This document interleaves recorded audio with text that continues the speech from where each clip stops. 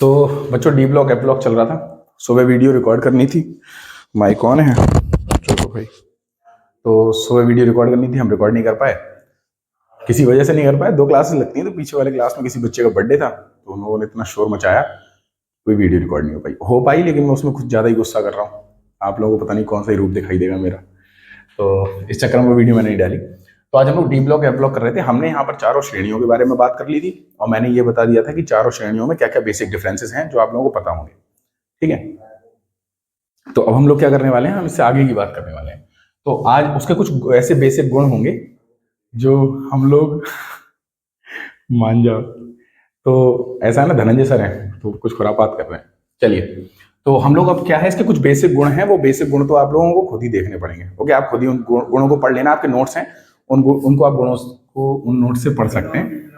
चलिए ठीक, तो अब हम लोग क्या करते हैं, हम लोग इससे आगे की बात करते हैं, जिसका नाम है पोटेशियम डाइक्रोमेट। क्या नाम है? Potassium dichromate. ठीक है, हम लोग को ये कंप्लीट करना है। इसका फॉर्मूला क्या होता है? K2Cr2O7। तो सबसे पहले तो बात आती है इसके बनाने की विधि की, कि पोटेशियम डाइक्रोमेट बनाते कैसे हैं। तो बनाने की विधि इंपॉर्टेंट टॉपिक है, ये याद रखना, यहां से क्वेश्चंस फंसते हैं। तो बनाने की विधि सीधे पूछी जा सकती है एग्जाम में कि बनाने की विधि क्या है पोटेशियम डाइक्रोमेट की। तो सबसे पहले क्या कहते हैं, देखो भाई,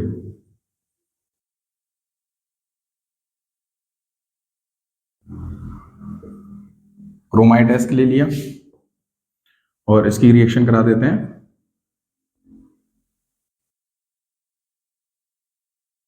पोटेशियम कार्बोनेट और 7O2।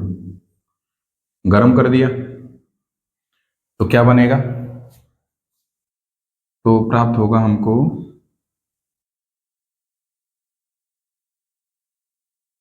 CrO4 K2CrO4 plus 2Fe2O3 plus 8CO2। ठीक है, तो हमारे पास आयरन क्रोमेट था, या क्रोमाइट एस्क बोल सकते हो आप इसको। क्रोमाइट एस्क हमारे पास थे, क्रोमाइट आयन हमारे पास थे, और क्रोमाइट आयन की हमने पोटेशियम कार्बोनेट के साथ रिएक्शन करा दी, वायु की उपस्थिति में इसको गर्म कर दिया। ठीक है, तो जब वायु की उपस्थिति में इसको हम लोग गर्म करते हैं बेटा, क्रोमाइट एस्क को या क्रोमाइट आयन को, तो ये देखो मैं लिख देता हूं, क्रोमाइट अयस्क और क्रोमाइट अयस्क की पोटेशियम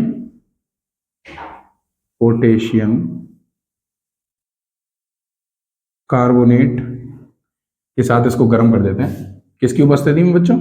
वायु की उपस्थिति में इसको गर्म कर रहे हैं। तो जब वायु की उपस्थिति में गर्म करते हैं तो हमको क्या प्राप्त होता है, हमको क्रोमेट आयन प्राप्त हो जाते हैं बच्चों। ठीक है, ये प्राप्त हुए, यानी कि नारंगी रंग का एक विलयन प्राप्त होता है। मैं ऐसे बोल देता हूं, नारंगी रंग का विलयन हमको प्राप्त हो जाता है बच्चों। ठीक है, एक नारंगी रंग का विलयन प्राप्त हुआ। इस नारंगी रंग के विलयन को आप क्या करो, इस नारंगी रंग के विलयन को यहां रखो और उसको छान लो। आप छान लेंगे तो देखो क्या प्राप्त होगा,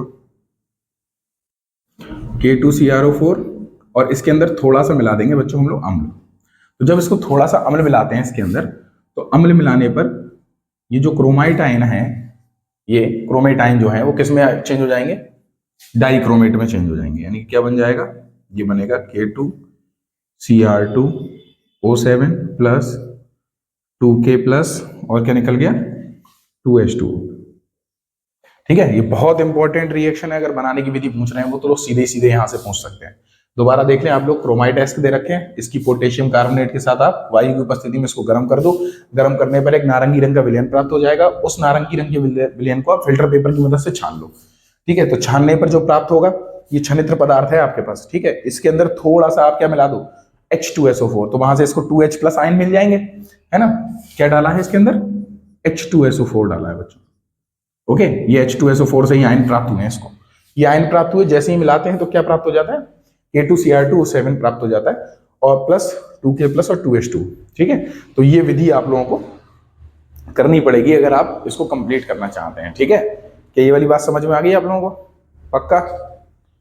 बहुत अच्छी बात है। चलिए, अब इसके बाद हम लोगों को क्या करना है, मैं पॉज करता हूँ वीडियो को, मिटाना पड़ेगा मुझे। चलो बच्चों, तो अब इससे आगे की बात करते हैं हम लोग। ओके, तो अब आप लोग एक बात ध्यान रखेंगे कि मैं नोट में कुछ लिखवा रहा हूँ आपको। आपको ये बात हमेशा याद रखनी है कि जो क्रोमाइट आयन होते हैं, यानी कि CrO4-2, जब भी इसमें आप अम्ल डालोगे, अम्ल मिलाओगे, तो ये क्रोमाइट आयन जो होते हैं वो चेंज हो जाते हैं डाइक्रोमेट आयन में। ठीक है, तो क्रोमेट आयन जो चेंज होते हैं किसमें होते हैं, डाइक्रोमेट आयन में, यानी कि Cr2O7-2, ये 2 लगा लेना आगे, प्लस 2H2O या H2O निकल जाएगा हमारे पास, हाँ H2O निकलेगा। ठीक है, तो एक तो ये बात याद रखनी है आपको। सेकेंड बात आपको ये याद रखनी है कि जो डाइक्रोमेट आयन होते हैं, यानी कि Cr2O7-2, ये जब OH यानी कि किसी क्षार के साथ जब भी क्रिया करेंगे, अब ये किस में चेंज हो जाते हैं, तो ये चेंज हो जाते हैं क्रोमेट आयन में, यानी कि CrO4-2 प्लस 2H है H2O। ठीक है, इस बात को आप लोग याद रखोगे। अगली बात आप क्या याद रखोगे, आप याद रखोगे इनकी संरचनाएं, यानी कि स्ट्रक्चर्स, क्रोमेट आयन के भी और डाइक्रोमेट आयन के भी। कैसे करके देखो, अगर मैं बात करता हूं CrO4, इसकी बात कर रहा हूं मैं CrO4-2, अगर मैं इसके स्ट्रक्चर की बात कर रहा हूं तो देखो इसका स्ट्रक्चर किस तरीके से बनता है। ये रहा Cr, और इस पर कितने जोड़ने हैं आपको, 4। ओके, तो आप जोड़ दो, 1 2 3 और 4। ये डबल बॉन्ड से जोड़ दो, ये डबल बॉन्ड से जोड़ दो, इन पर लगा दो माइनस। इस तरीके से आप इसको बना सकते हो, लेकिन उसके लिए फिर आपको ये नहीं बनाना पड़ेगा। ठीक है, दोनों पर माइनस दिखा दो, वरना क्या करो, दोनों से माइनस हटाओ, डबल बॉन्ड लगा, मतलब पूरा ब्रैकेट लगाओ और -2 लिख दो। इस तरह से दिखा सकते हो इसको। और इसी प्रकार से अगर मैं बात करूं Cr2O7-2, तो इसका चित्र देखो कैसे बनता है, Cr और एक O, यहां पर Cr, और टोटल कितने हैं, 7, एक तो बन चुका है, तो 1 बनेगा, 2 3 4 5 6 7, इस तरीके से बना देता है। ठीक है, तो यहां भी डबल बॉन्ड से जोड़ दो इसको, यहां भी डबल बॉन्ड से जोड़ दो, इसको भी ऐसा ही करो आप, यहां भी डबल बॉन्ड से जोड़ दो और यहां भी डबल बॉन्ड से जोड़ दो। ये ऑक्सीजन 2 छोड़ दो और दोनों पर क्या लगा दो, माइनस। तो ये जो आपको दिखाई दे रहा है ना, ये किसका है, डाइक्रोमेट का है, और ये किसका है, ये क्रोमेट आयन का है। ये आपको चित्र याद रखने हैं। अगर आप इस पर चाहो तो -2 लगा सकते हो, लेकिन फिर यहां से माइनस हटा देना। ठीक है, नीचे से माइनस हटेगा तो ऊपर लग जाएगा सीधे, यहां से हटा देंगे आप लोग। क्या बात समझ में आई, ये संरचना आपको बनानी आनी चाहिए। हर कंडीशन में कभी कभी संरचनाएं सीधे प्रश्न पूछ ली जाती है, इस बात को आप लोग याद रखेंगे। ठीक है, क्या बात समझ में आ गई, बहुत अच्छी बात है। अब इतना यहाँ शायद दिखाई दे रहा होगा, तो मैं थोड़ा सा बता देता हूँ कि आपको क्या करना है। आपको भौतिक गुण अपने नोट्स से पढ़ लेने हैं, जो मैं पहले से ही पढ़ा चुका हूं। ठीक है, भौतिक गुण आपको नोट से पढ़ लेने हैं। किस तरीके के भौतिक गुण होते हैं, तो ये रंगहीन ठोस पदार्थ होता है, गर्म जल में कम विलय होता है, मतलब गर्म जल में ज्यादा विलय होता है, ठंडे जल में कम विलय होता है। ये बातें आपको इसमें पढ़ लेनी है। ओके, क्या ये वाली बात समझ में आ गई, बहुत अच्छी बात है। तो मैं इसको मिटा देता हूं ताकि हम लोग आगे बढ़ पाए।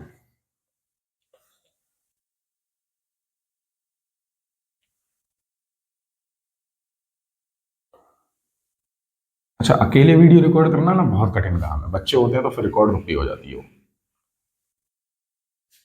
चलो भाई, ठीक है, तो हम लोग बात करते हैं रासायनिक गुणों की। रासायनिक गुण, और रासायनिक गुणों में सबसे पहले आएगा अम्लीय माध्यम में, अम्लीय माध्यम में ऑक्सीकारक गुण, ऑक्सीकारक गुण। ठीक है, ये भी इंपॉर्टेंट पार्ट है, यहां से क्वेश्चंस काफी पूछे जाते हैं आप लोगों से। तो सबसे पहले जो यहां पर पॉइंट आएगा वो कौन सा है, सॉरी। चलो बच्चों, तो अम्लीय माध्यम में ऑक्सीकारक गुणों की बात अगर हम कर रहे हैं, तो एक रिएक्शन आपको हर वक्त याद रखनी है, उसको स्टार मार्क कर लो आप। कौन सी रिएक्शन है, देख लेते हैं जल्दी फटाफट। तो एक रिएक्शन इसमें आपको परमानेंट याद करनी है। कौन सी रिएक्शन है, तो वो रिएक्शन है Cr2O4-2 plus 16H plus plus Cr2O4-2 14H plus होगा बच्चों। तो 14H plus plus 6 electron minus